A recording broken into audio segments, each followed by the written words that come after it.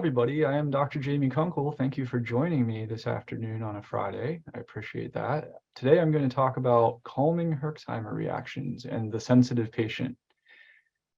A little bit about myself before I begin, though. I'm a practicing naturopathic doctor at Gordon Medical Associates. I also have a master's in traditional Chinese medicine, so I may or may not today pull from some traditional theories and philosophies as well.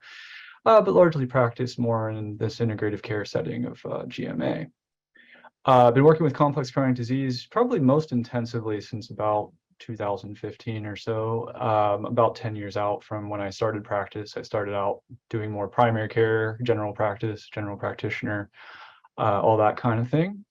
The majority of my patients at this moment, as some of you may know who are in the GMA community already, are more on what we call the sensitivity spectrum. Like, they tend to be more reactive or responsive to therapies, which is sometimes the reason why they end up coming to us, because really getting the therapies that they need may be difficult at times, or there may be reactions that they don't really fully understand. And sometimes it can be frustrating, both obviously for themselves and sometimes for the provider who's trying to help them. And so they may go from one doctor to the next, and it's a tough world out there for a lot of reasons to really understand what's going on with these reactions. And we're going to discuss that today in a lot of detail, well, in a fair amount of detail. So I look forward to that.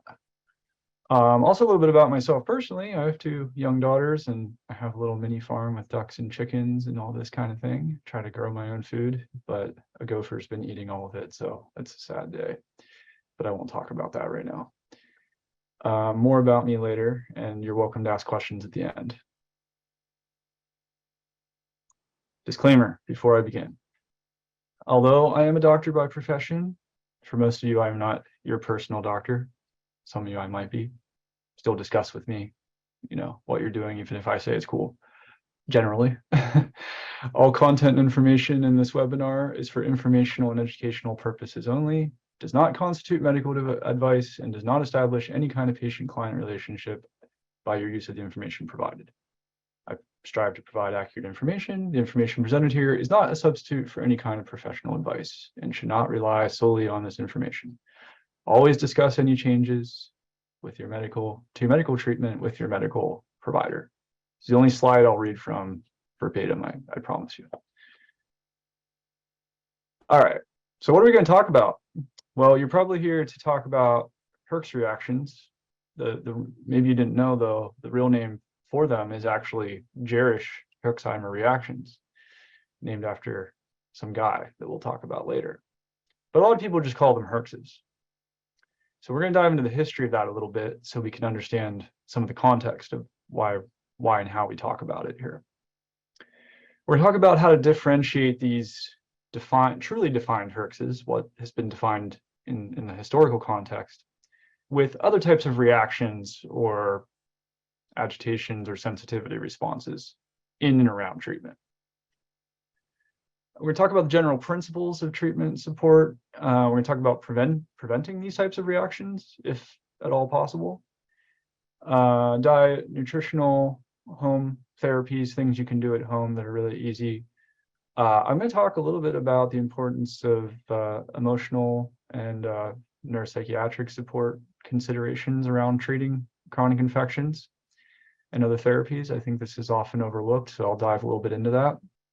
I'll, of course, talk about natural medicine. That's the world I come from, and I'm going to, of course, talk about pharmacologic treatments, which may be necessary in some sensitive patients. And I'll explain why that is a little bit later. So what is a Jarisch Herxheimer reaction? It's was originally defined as a transient or temporary phenomenon when starting treatment. It didn't really start coming into recognition as much until penicillin was invented. And it was most often associated with the treatment of syphilis. Syphilis is also a spirochete infection, just like a very common infection that we treat that also has Herx responses. And if you didn't guess it already, that's Lyme disease, Borrelia and its family, Burgdorferi, and all of its other similar relatives. They are all spirochetes.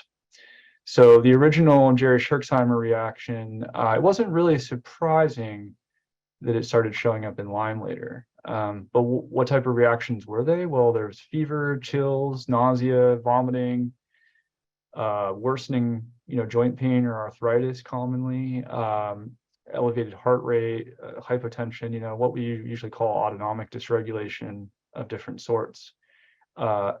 And rashes are also possible, which, may be confusing if you're thinking, any treatment reaction could be an allergy response even.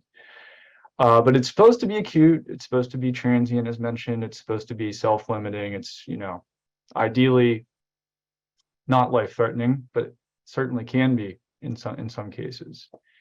Most of the time it is not, however, at least as far as a traditional Herx response. So I could put a little resource here. You guys can read these slides later, and this is a paper on the history of Jarisch Herxheimer reaction. So it might be fun to read if you like that. And it was first described, as I mentioned, in the late 1800s, actually, with syphilis, and then the early 1900s. And there you go, named after two dudes, or one rather, in this case. Since the identification of Lyme, it's also been defined in other infectious diseases as well. So originally spirochetes were thought to be the primary Herx drivers, but other stuff too. And I'm looking at questions already here, but I'm definitely going to talk about MCAS and endocrine. Mast cell activation is what MCAS means. What types of infections can cause Herxes? I sort of already went over this. This is more information for you guys, but it's not really limited to tick-borne infection, and it's not limited to syphilis. And here's some antibiotics that commonly can cause it. So you might see doxycycline in here and some of these other guys. But why not herbals? Even though it's not in these scientific papers, why not herbal antimicrobials? Why not other things that might affect immune function? Okay, so what is the science suggesting about what's going on here with Herxes? Well, it's probably a lot of different things, but what they do know is that there are rises in inflammatory markers called cytokines. It's possibly because of some of the components of the infection entering into the bloodstream and causing an immune reaction. So it's kind of like some of these infections, they're called stealth infections for a reason. They like to hide in certain tissues in our body. Not all of them are just floating around in the blood all the time. If they were, maybe we'd be having an immune reaction. A lot of them live inside of the cell, for example. They might live in certain connective tissue here and there, that kind of thing. So now you went and killed it, and its components, whatever they may be. In this case, they're describing lipoproteins or lipids, maybe from their cell wall or something like that, are floating around in the blood. So naturally, that's going to create an immune system response, typically, right? So that may be sort of the simple answer to some of these reactions, if you're following the really precise definition of Jarisch Herxheimer. And they can begin about 2 hours after treatment there.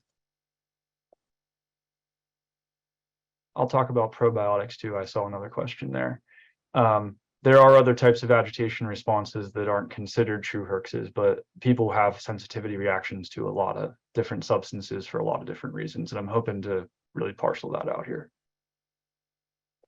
And that's kind of what my next slide's about, I guess, is like what other types of reactions might happen that really mimic the Herxheimer reaction or look like the Herxheimer reaction. And a lot of people will just call that Herx too. And maybe that's not the appropriate use of the word, but it's, we all know what you're talking about when you say that, at least, that you're having some sort of agitation from treatment. But a Herx is supposed to have a beginning, middle, and end. And the hope is if the rise in inflammation initially isn't too severe, that there's going to be some sort of gain from it too. So you're not just going to keep torturing the patient over and over and over again with the treatment.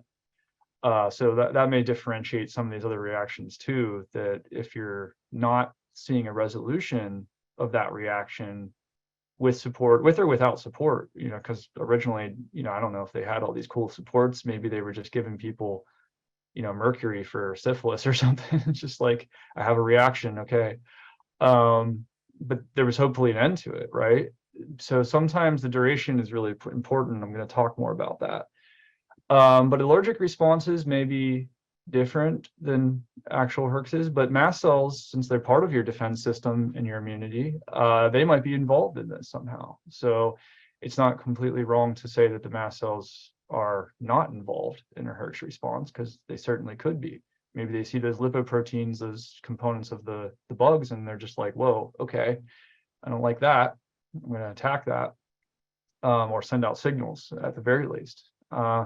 But true allergies might be a different story. Like, what if the drug you're giving somebody is, causing the allergy? It's not a Herx. It's just that they literally are not liking that chemical or substance that you're giving them. So that's a possibility. Autoimmunity is kind of confusing, because what really causes autoimmunity? But I kind of say that because sometimes the immune system does become a little bit confused about who or what's going on. And certainly certain drugs and substances can contribute to some of that confusion sometimes, and that's kind of a little of a weird one. But I'm not gonna, maybe I'll dive into autoimmunity generally later. But let's just say, if the body is starting to attack itself in response to something, it may be a related but also sort of separate entity, going on here. Autonomic dysregulation. Well, yeah, anytime the immune system becomes activated, or the body, senses danger response in some way, there's a real chance that autonomic stuff can happen. Classically, we might think POTS dysautonomia and these kind of things, but there's so many other varieties. And I had a patient recently that, when he treats, he gets these big adrenaline surges. You could really feel an immense response, like anxiety or danger, and it really affects his nervous system and his heart rate and everything like this. And maybe that's in relation too, but it's also sort of a separate entity. So I kind of have to talk about, and also that can get triggered and sort of stay dysregulated for too long. Microbiome, this is an emerging field of study. It's not that we didn't know that they existed, but just how do they respond to treatments as well? It may be that there's a balance in your terrain that's happening, and you put an antibiotic or something else in there, and now everything's somewhat imbalanced there as well. And some people, that might be a good thing. And some people, maybe there was something that was being held together well, and now you're dealing with whatever that thing is. If it's candida or classic C. diff, even, those are really common examples, but that have been documented. But there's certainly a lot of other ones too that we're looking at, and that could be any one of these areas, because you have a rich biome on your skin and your sinuses and your gut, vagina, other areas as well. General toxic load and burden. I'm going to talk about detox, so don't worry about that. It's you can be mobilizing those components of the bugs, but it seems like when you're treating too, and you're creating all these changes in the system, it seems like that those bacteria can also create toxins, and maybe that is a Herx. Maybe it's the drug that you're putting on there too causing problems, or maybe you're loading up the liver or the kidneys or other things. But toxicity can be a separate and related entity. Obviously, we think a lot about the individual here: genetics, genomics, SNPs, single nucleotide polymorphisms. What they can really handle or not in the world. In some cases, some of these mutations may turn on in states of chronic infection or duress, but it may also impair their ability to process a drug that they're taking. And I have some patients that can't really take a lot of things by mouth. Maybe it's because their liver can't process it effectively, but they can do IV therapy, for example, or intramuscular therapies. That's kind of strange. So we'll talk about that. And then, of course, trauma responses. A lot of my patients have accumulated trauma, medical trauma, maybe childhood trauma, all of it together. And sometimes when you're treating, and even when you have a change in inflammation response, or just people sort of come into the recognition that they have an infectious disease or whatever it may be, or maybe they've had a long medical journey.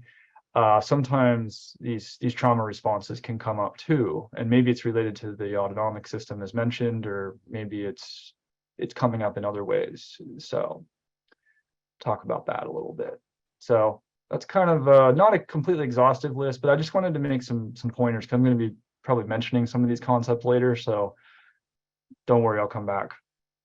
Whoops. Okay. So ideally, we would prevent these responses from happening altogether. We can't always do that. As you know, medicine is practice. Unfortunately, we make the best educated decisions we can for an individual. We try to weigh the risks and the benefits. We try to really understand their history, where they've been, what they've reacted to before. Obviously, if you have a drug sensitivity, we won't probably give you that one again, at least not unless we absolutely feel like we need to. So I just kind of broke this down into sort of a who, what, where, when, why, how, and just how I sort of think about it. So as I mentioned, treat the whole person. Who am I treating? Who are you? What's your history? What are your tendencies? What are your genetics? What's your constitution? What can you handle? What have you handled? What agent am I going to use? What's the toxicity of that particular agent? Where am I really targeting this treatment? Are you having a chronic sinus infection, or are you having a multi-systemic infectious disease, like say Lyme might be, where it's affecting multiple systems or something like that? So can I pick an agent or agents that are targeting that particular area alone, if possible? So if you had a skin infection, I wouldn't necessarily give you an oral antibiotic all the time, if I could treat it locally. If I can't always. When is now the right time to give you an antimicrobial treatment? Got a lot of stress in your body. Maybe you do have mast cell activation. Maybe you do have a lot of trauma. Maybe you have a lot of toxins. Is now the right time? And why? Why are we even doing this in the first place? Do we have a good reason? We just killing Lyme for fun. And how? Of course, the route of administration, as I mentioned, I may give you a nasal spray for a sinus infection. I may give you a topical for a skin infection, and I may give you an oral agent or an IV or an intramuscular for a systemic disease. The nervous system might respond better to an IV for some people, not everybody. If I can do that though up front, I do feel like I can try at least to mitigate the worst responses, with the best of intentions. And of course, I'll talk more about sort of generalized prevention too. I didn't want to gloss over, like, I'll talk about detoxification in here a little bit. And sometimes doing that type of work before you start treating is also important. So it may be that you want to do other work first. Like I said, you may want to do trauma work first or other things. There may be a lot you want to do before you even start treatment to begin with. And I suppose that goes with the when, when's the right time? Or is it urgent and emergent? I mean, some people certainly have immense amounts of inflammation and are not entirely functional. And if we determine that infections are really a driver for that, we may have to treat them more aggressively earlier and kind of mitigate the consequences through more aggressive means too. So we'll talk about how we have to do that sometimes too. What are some of the natural supports for Herxheimer reactions, for sensitivity responses in general? If you're able to use the natural world, it's great. Some of my patients can do way better with the natural world, and drugs are like a no-no for various reasons. And some people, try as they might, natural world does not work for them, and they do better with pharma, at least up front, at least when we're starting out, at least when we're trying to get them more stable and more regulated. So there's not a right or wrong way to do this. There's time and a place for everything. In my medicine philosophy, there's a therapeutic order to everything. And I love to treat everything with diet, lifestyle, spiritual health, and exercise and all that good stuff. But as you know, these syndromes do require oftentimes higher levels of intervention. But don't forget this stuff. We'll talk about it. So here's a few. So these are all inflammation regulators, so to speak, and from the plant world. So you might see your friend turmeric and boswellia. Artemisinin, even though it's technically an antimicrobial, also has inflammation modulating qualities, anti-inflammatory. I'll talk more about diet a little bit, but eating a less inflammatory diet is important. Generally speaking, we love antioxidants, vitamin C, NAC, glutathione, resveratrol. Natural flavonoids, rainbow foods, colorful things in your diet. Alkalization, which means making you less acidic, making you more basic. This is kind of an old school method. They used Alka-Seltzer Gold, which is just calcium carbonate. Trisalts just also include potassium and magnesium carbonate with the calcium carbonate. Really cheap, really easy, good for your mouth and good for your teeth too, actually, as an aside. You don't always want to oversuppress stomach acid, but most of the time these things are pretty safe, I'd have to say, and not really causing a big problem. And an alkaline diet is usually more of a plant-based diet. Acidic foods may be more meats, things of that, red meat and that type of thing. For example, tomatoes as well. Some of that type of stuff as well is pretty acidic, even though it's in the citrus, even though it's in the plant world. So think more like leafy green vegetables and root vegetables being more basic. And then, of course, supporting the removal of these lipoproteins, as they call them, or the toxic components, the things that come out from treatment. Hydration is really important. Sometimes IV hydration, sometimes just regular old hydration. Removing some of these things from the gut, some of it comes out through the liver and the bile systems. So you may talk about binders. You may talk about making sure people aren't constipated. You may talk about enemas sometimes, not always needed. You may talk about sweating or Epsom salt baths. Those are skin supportive therapies, pulling things from the skin. Lymphatic massage, dry skin brushing, all this good stuff I'm going to talk about more later. And then hormones and endocrine support. I think somebody may have already mentioned hormones a little bit. I think they're very important. They're another factor for why people don't always do well with treatment. And I will do a pretty thorough assessment of the triad of hormones that are most important here. And there may be more hormones that are also important, but what I mean by that is the adrenals, the thyroid, and some of the sex hormones. Maybe all of the sex hormones. It really depends on the person, but that importance varies from individual to individual. But the adrenals are very integral to this because obviously there's been a lot of stress to the system, and the adrenals have had to respond to that stress. And that's physical stress, that's emotional stress, that's spiritual stress. It's all stress. All stress affects the adrenals. That's really what it comes down to. And then that in turn also ends up affecting the autonomic system. So we really have to be clear on what level we may need to support them. Most of the time, if people are able to tolerate it, I will put them on even a natural adrenal support first before I even treat them. And when I'm treating them, I may have to increase their support. And when I get to the drug section, sometimes I even need to give them low doses of cortisone, which is basically giving supplemental cortisol because maybe their system is not regulated and not making an adequate amount.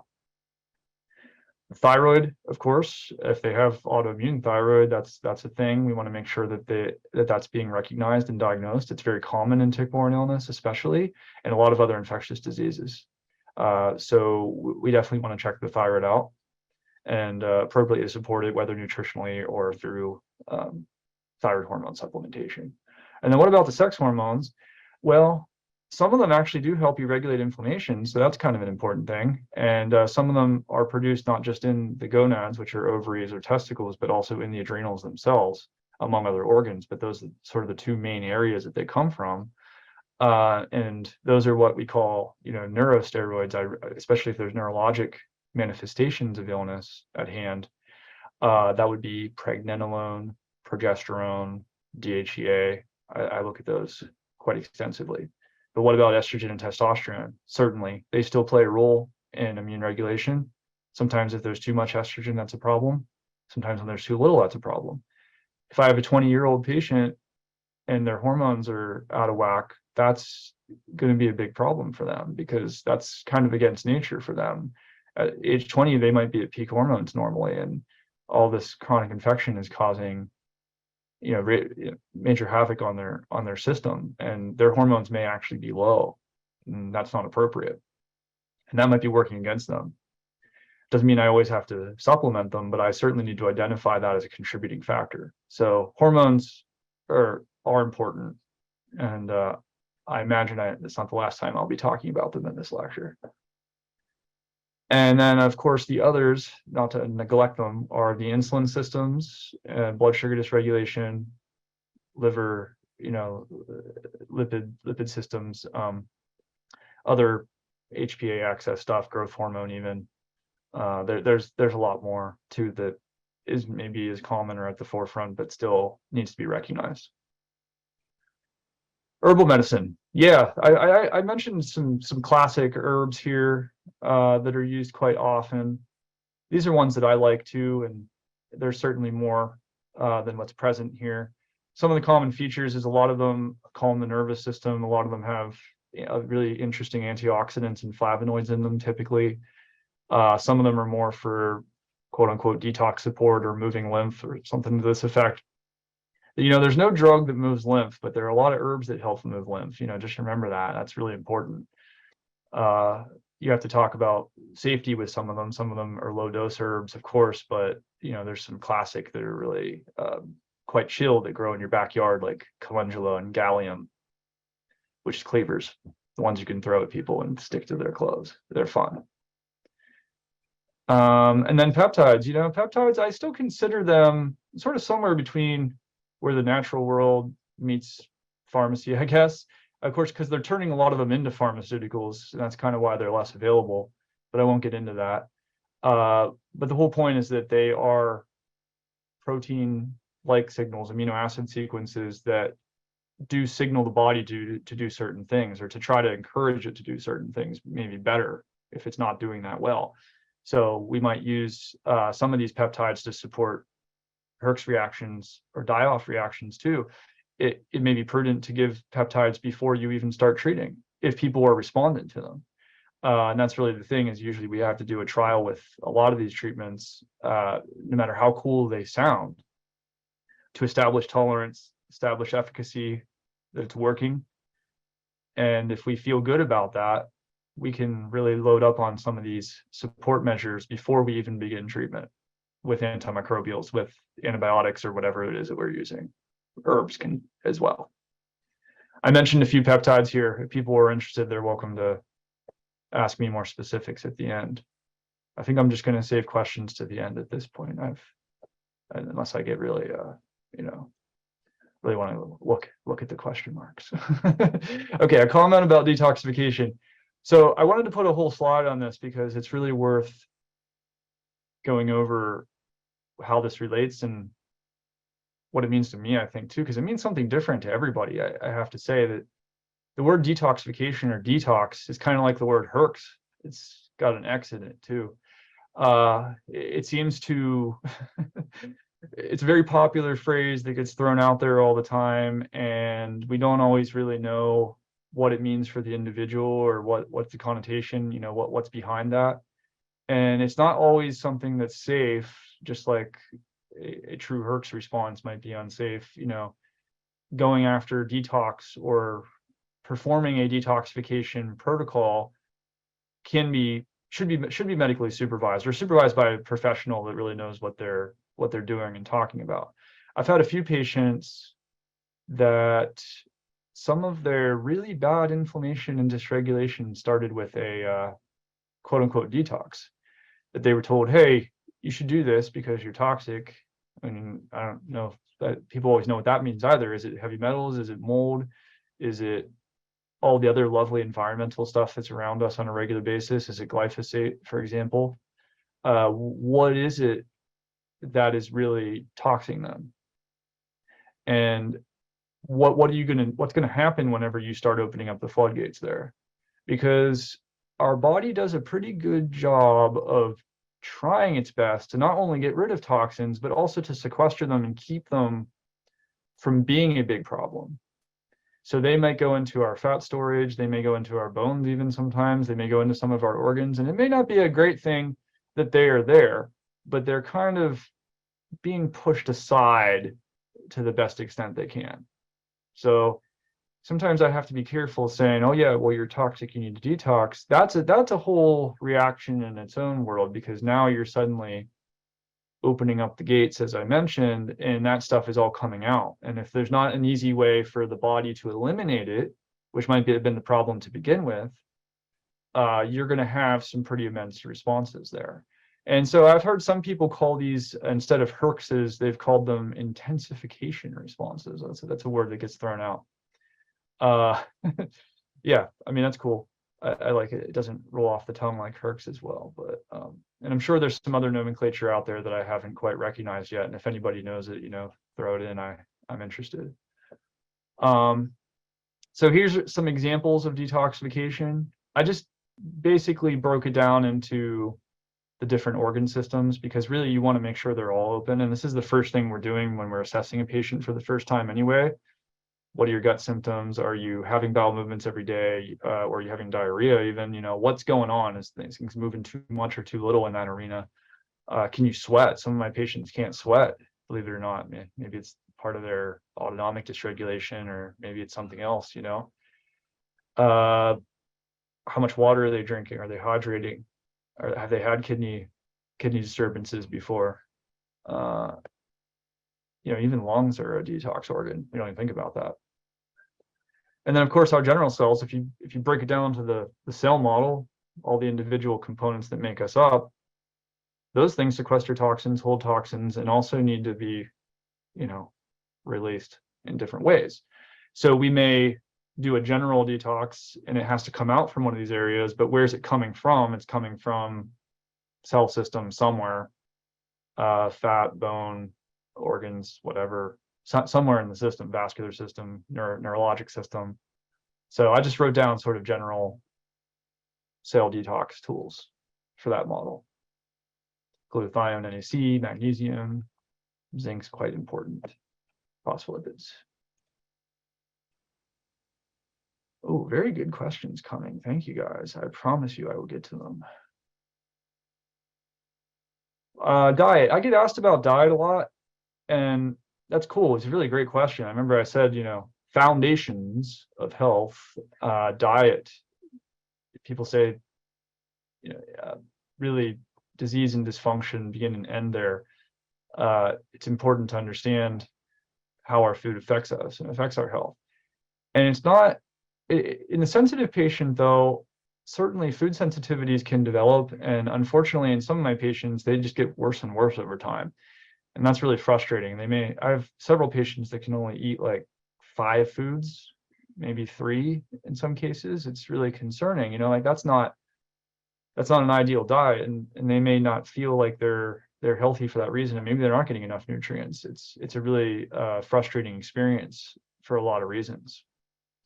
So I have to admit that any dietary recommendations are not a one-size-fits-all approach. They're very personal in these cases. So I'm just going to present some very basic principles about what you might want to follow or look at, kind of based on my experience and what I've seen and read and understood about this. I tend to prefer, there's a lot of different quote unquote anti-inflammatory diets out there. So for example, there's a lot of people choose paleo in this world to sort of use a framework, because there's also AIP paleo, which is autoimmune paleo, for example. There's Mediterranean paleo too, and Mediterranean's been studied with cardiovascular disease as sort of an anti-inflammatory diet. One of the common factors of a lot of them though is they are oftentimes low glycemic diets, so they don't really push up insulin immensely, which means they tend to be more complex carbohydrate or lower carbohydrate diets. And I'm not saying that everybody should go keto, because keto is a medical diet too, and it's not good for everybody.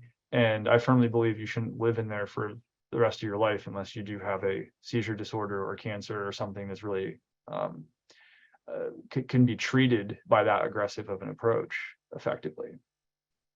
No, this is more just kind of a balance. So I wrote here, sort of flipping the food pyramid on top a little bit, not to say we use that old pyramid anymore, but healthy fats kind of being your primary source of fuel.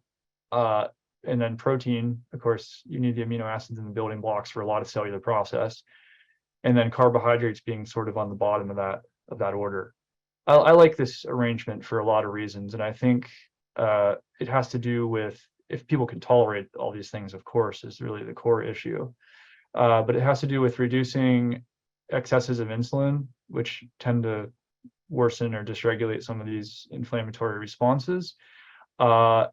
Also, the mitochondria, or your energy production systems in your cells, are often quite stressed and strained. We tend to have a more sustained energy source with fat versus sugar. So sugar is like a kindling on a fire, and fat is like a big log. Nice slow burn. So we tend to have more sustainability in our energy production if we're able to process fat for fuel effectively. So we try to think about priming that system a little bit in these cases. And it also tends to be good for quote unquote detoxification too. You get more outflow of bile, more gallbladder, movement of toxins and production and all this kind of thing too. So there's a lot of good parts about fat. And what is healthy fat? Well, if you're doing meats and stuff, you can. It's usually just more of the grass range, organic, free range. Less chemicals, less hormones, things of this nature. And then you can also do low mercury fish, of course. You can do seeds and nuts if appropriate. Some of those are histamine inducing, so be careful with mast cell. And you can do coconut, avocado. That's also a histamine food, but if you can tolerate it, do it. And yeah, be mindful of histamine responses. I might as well just mention that because people have been asking already, and it's worth saying. So just like everything else, you can follow a quote unquote low histamine diet, but it may be that some of the foods in that diet, in my experience, people tolerate just fine. So maybe the avocado isn't always evil. So you have to be kind of cautious with that. It may be that the mast cells are mediating these reactions, but it's not just it's only histamine foods that are causing mast cell responses or histamine type responses. It can be any food theoretically. So you have to kind of diet diary. You have to monitor what foods are working for you. Some reactions may be immediate, some reactions may be delayed. There's a conversation to be had there to try to discern what is a true reactive food or not. I really try my best not to over restrict diets in these cases. I kind of put some general frameworks here, but I try to encourage people as much as they're able to handle to eat varieties of different foods, fresh foods ideally, on a regular basis. And then of course, plant fibers are also good for detox as long as people don't have SIBO, small intestine bacterial overgrowth. Sometimes they can react to fibers in certain cases, and that, so be careful. But and certain people don't do well with legumes or bean family, but if you do well with it, it's great for helping to support bowel movements and detoxification and great minerals. So nothing is evil all the time, right? So let's not demonize all foods, but find the diet that works best for you. Oh yeah, and old alpha-gal. That's always a fun one. Caution with beef and red meat if you have been diagnosed with Lyme Borrelia. This is a interesting cross reaction that can happen where people can develop almost like allergy responses to meat. So that's something that is quite interesting. It doesn't mean that if you have been diagnosed with Lyme that you shouldn't eat red meat occasionally, because a lot of people do fine with it. Just something to be attentive to. But it stands to reason trying to avoid allergens and food triggers, or rather mitigating them or lowering the load on your system, makes sense for trying to broadly support your immune system response. And if you do have a mast cell disorder, one can imagine that's important. And I mentioned from the beginning about alkaline diets and alkalizing. So plant bases are great, but that doesn't mean that animals are bad. If you're following a paleo, what do you have? You have kind of vegetables, and you have meat sometimes. And if you're allergic to lectins and everything else, sometimes you actually do need to branch out into the animal world if you're not, principally or philosophically opposed to it. Hey, Dr. Kunkle, we've got probably about 5 to 10 more minutes for the presentation, just because we've got a ton of questions coming in. So okay, I talked about most of the rest of this anyway, so I will kind of go through it real quick. So I mentioned how in the pharmacy world, we may sensitive patients may do better with pharmaceuticals than they do with herbs. So this is just a slide that mentions some of those things. Obviously, we talk about mast cell agents for people with mast cell disorders. That may be antihistamines. Sometimes it's even ibuprofen. Sometimes it's this asthma medication.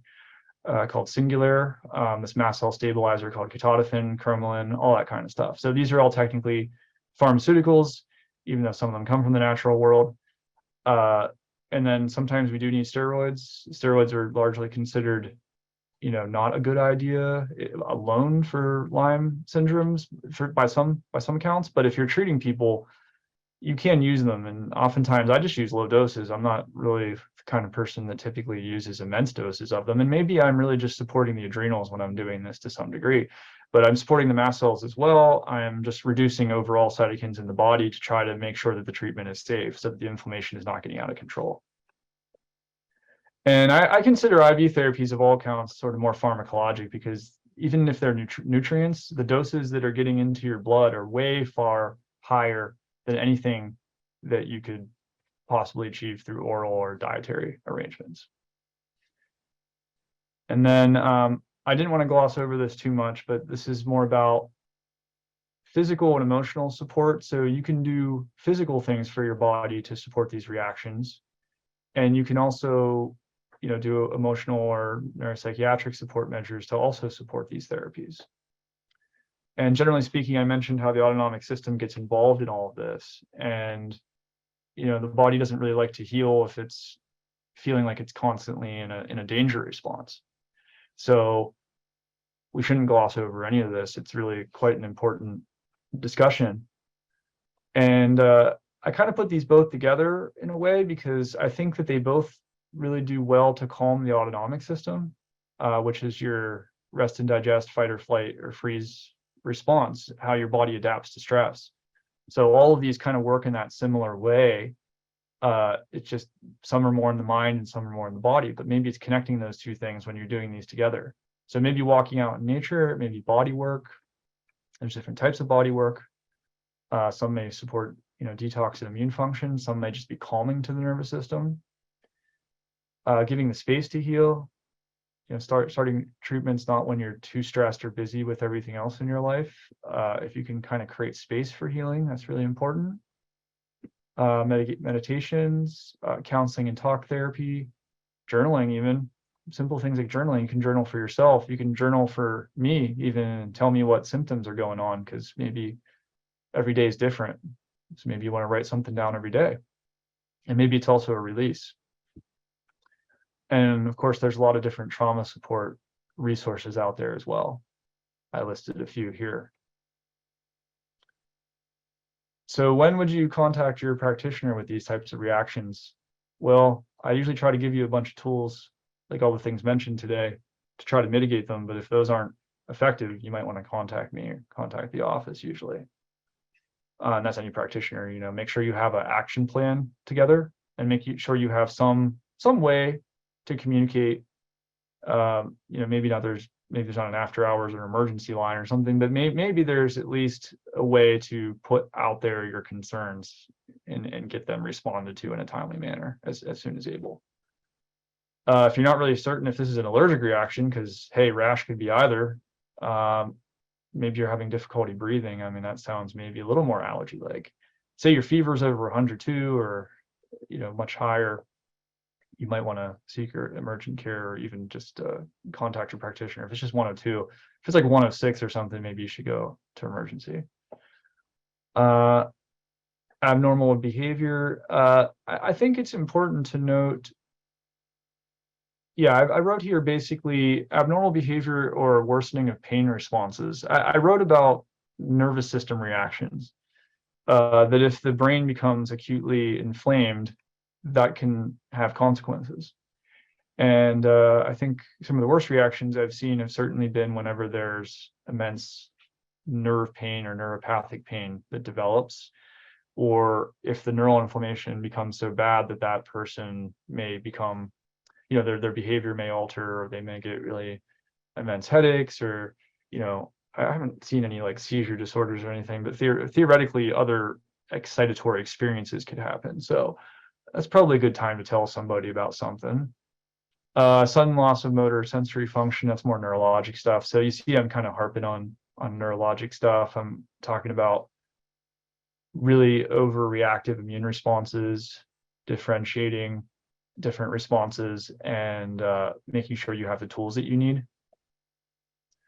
And if you can get a hold of your healthcare practitioner, especially if they're like a Lyme literate practitioner, it may be a good idea to contact them if you can first, because the ER may not be able to help as well, but that doesn't mean don't go there if you're having these more severe reactions. Just means if you can bring your practitioner into the loops, sometimes that they know what types of things that you may need in your chronic illness. All right, I'll take questions. I glossed through a little bit of the latter part, but wow, I have 11 questions. So I'm just going to go through the Q&A here. Is that cool? Yeah, that's fine, Dr. Kunkle, if you wanna walk through the questions. Okay, I will go ahead and do that. Okay, so the first question I got right at the beginning was Stacy.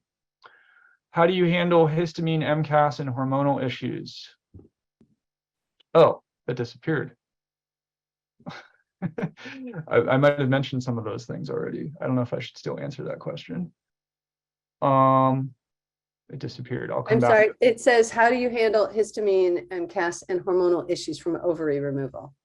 Oh, for sure. Okay, thank you. Well, it depends on why the ovaries were removed, of course. I mean, I think that in most cases, they're probably not removed primarily to address the primary immune syndrome, but I've definitely had at least one patient who they've done hysterectomy for because they thought their hormones were creating reactions in their body. So that's kind of a controversial subject. But I would say that you have to be kind of cautious with estrogen, progesterone. It depends on, but estrogen can be more mast cell promoting, progesterone to a less extent. I usually do progesterone first with these cases, and I might slowly put in estrogen on the side because it may be that they need some of that. I'm not going to deprive them of that, but I will just work more with those quote unquote neurosteroids first, pregnenolone, progesterone, DHEA. DHEA is a precursor to estrogen too, but you might get some anti-inflammatory effect from DHEA, and some people it's helped allergy syndromes as well. So I might approach it from that angle. I might look at the adrenals, I might look at the thyroid, I'll look at everything around it, and then I'll get to estrogen later. And I'll make sure they're also detoxing their estrogen, because that's another issue. If their gut, is not doing that well, their liver's not doing that well, toxic buildup of estrogens, or if they're being exposed to external endocrine disruptors. Okay. Can probiotics cause a Herx reaction?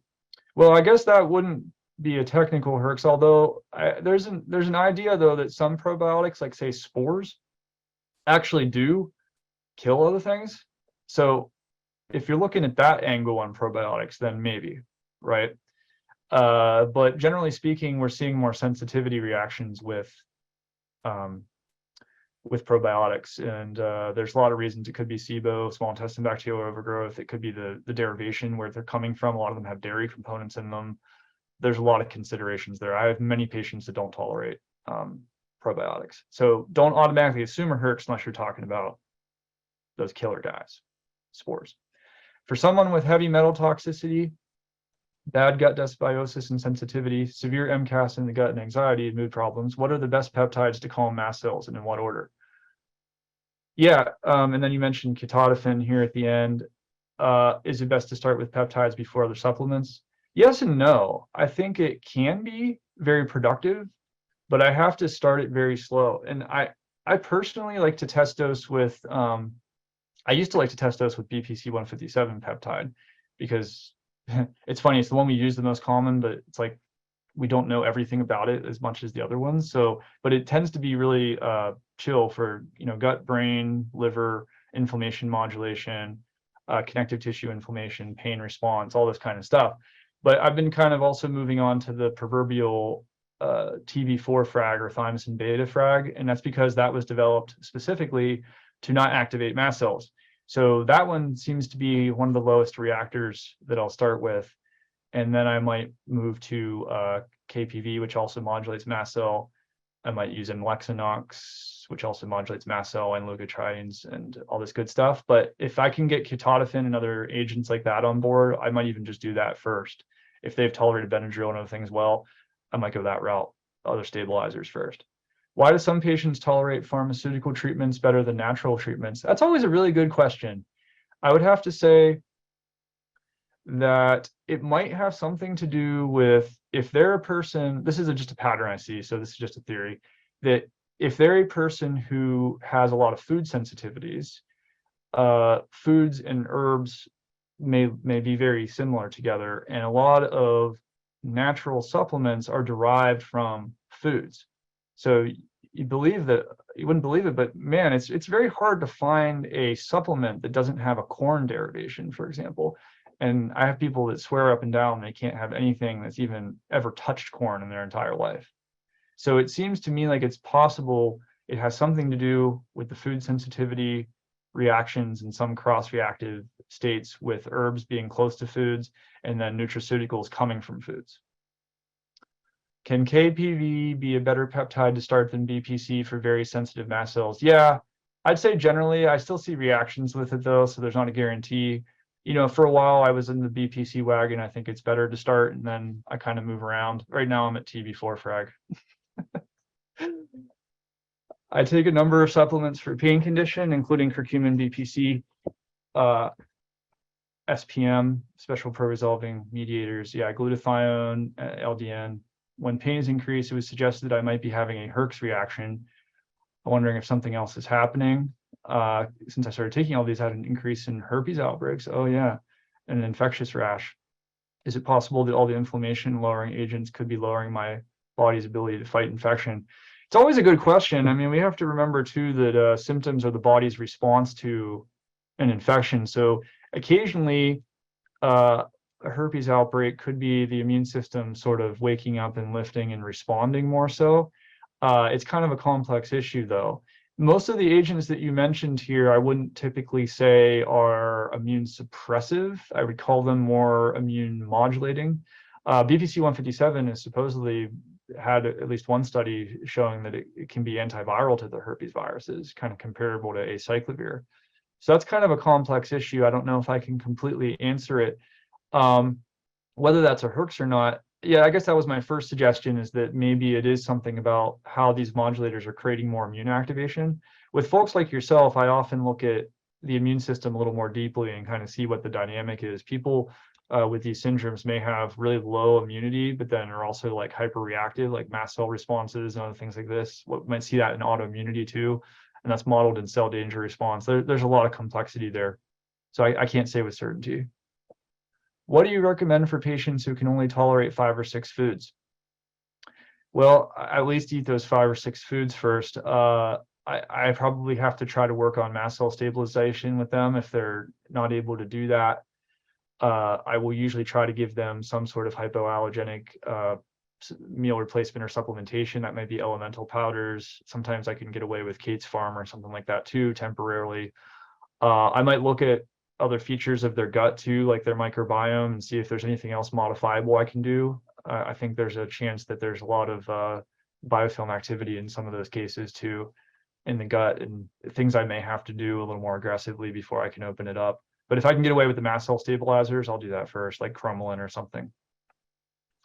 If urine provocation test shows metals are sequestered in the body's tissues, is it true that it's important to remove them from the body via detoxification? No, I don't think you should just leave them in the body indefinitely. I think there's just a time to do it. So it's not really like just leave them there. I just meant don't force them out at the wrong time when the system is overwhelmed, because that might not be good for them. And then do it safely too. That's the other thing. Don't just use one agent to push them out. You have to use at least 2 chelators and probably glutathione at the very minimum.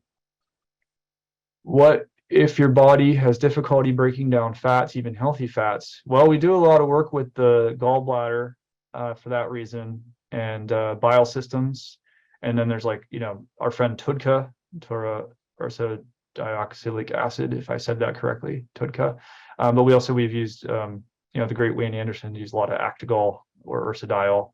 There's a lot of things we can do for that, or just classic pancreatic enzymes. A lot of people do have exocrine pancreatic insufficiency, or EPI. See that on the radio station sometimes. Have you observed increased Herx reactions in persons who haven't taken COVID vaccines? Oh yeah, I mean, are those Herx reactions? It's a good question. There's some kind of reaction. I've seen quite a bit of reactions though, absolutely. People that harbor these infections, the COVID vaccine may reduce their immunity temporarily and may excite mast cells and may worsen dysautonomia. So the spike protein is the only common feature between COVID itself and the vaccination. So certain group of people, we can't always predict who they are, do not respond favorably to spike protein. And they may not even have an immediate reaction. They may have a delayed reaction 2-3 weeks down the road, or suddenly their infections may start flaring, and then you may have to treat them. So I don't know if those are actually Herxes, I guess.